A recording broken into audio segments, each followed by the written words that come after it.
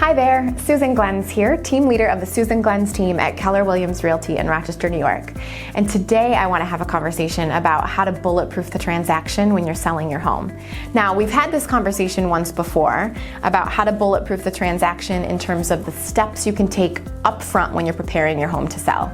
Today, we're going to focus on what happens when you receive an offer and how can you bulletproof the transaction during that time period. Now, full transparency, can we ever completely remove the risk that the deal will fall through? The answer is no. However, we can absolutely mitigate that risk along the way by implementing certain techniques that we're going to talk about today. So my first recommendation to bulletproof the transaction once you have an offer is qualify the buyer. And I'll go a step further to say qualify the buyer by asking great questions over the phone. So much communication nowadays happens over text and email. Make sure you or your agent is picking up the phone and calling the other agent and asking them questions about their buyer. I want to hear the agent's tonality, I want to hear their inflection, and I want to build a great relationship with that agent because that agent is going to be my partner in getting my client to the closing table. Now, what types of questions should you be asking the buyer or the buyer's agent? Well, when I represent a seller, the first thing I want to know is how long has that agent been working with their buyer? Is it someone that they have a long-standing relationship with and they're confident that it will get to the closing table? Or is it someone that perhaps they just met through an online inquiry on the property? That's really important to know. The second thing I like to ask is, has that buyer had any offers out on properties before? Or potentially have they had an offer come together and fall apart? Because that could be a clue. If the deal has fallen apart before, I'm going to interrogate why to see if perhaps we're dealing with a very picky buyer that just is never going to buy a house, or maybe there truly was something wrong with the property and we really do have a strong motivated buyer here. So the conversation with the agent is going to really help you assess the motivation and the seriousness of that buyer. And the last part to qualifying the buyer is make sure that the offer you receive includes either a proof of funds if they're a cash buyer or a pre-approval letter from a lender if the buyer is seeking financing. Then you're going to want to work with your agent to review that pre-approval letter and verify the information is true and accurate. My second recommendation to bulletproof the transaction once you have an offer is get it in writing. And here's what I mean by that. If there are any terms that are agreed to verbally, if there are any changes to the contract throughout the transaction, get it in writing.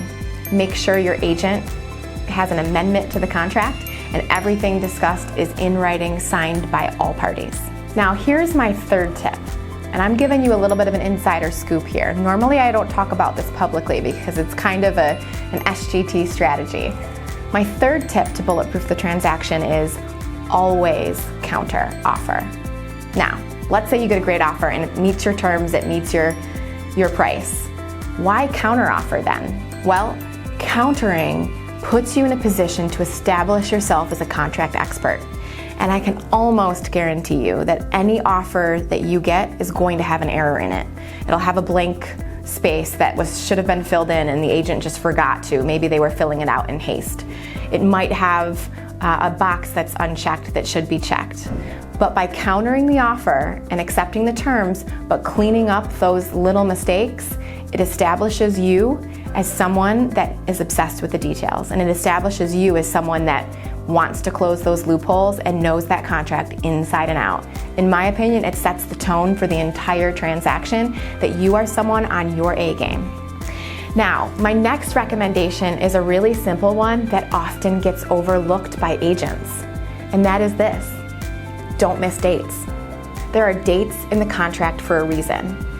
And unfortunately, if some dates are missed, then either party can back out of the contract. And if you're looking to bulletproof the contract, you don't want to give the other party an opportunity to back out. So if you need to extend the date, you absolutely can. Just get that extension in writing to make sure that you stay in contract. And my final piece of advice to bulletproof the contract is continue to show the property. It's really easy to get excited when you get an offer and take a deep breath and say, oh, I don't have to show the property anymore. I don't have to get the dog out of the house. I don't have to get the kids out of the house. And there's definitely some truth to that. And if you choose not to continue to show, that's okay. Just know that you're taking on a little bit more risk.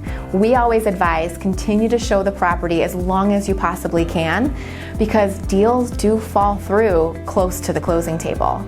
And if you're continuing to show the property, that means you're continuing to get in front of ready, willing, and able buyers that could easily put in an offer in a backup position.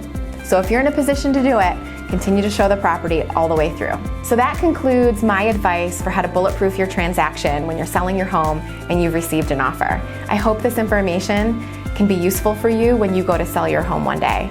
And if you're looking to interview agents and you'd like to learn more about me and my team, we are here to help. And please feel free to reach out. We'd love the opportunity to earn your business.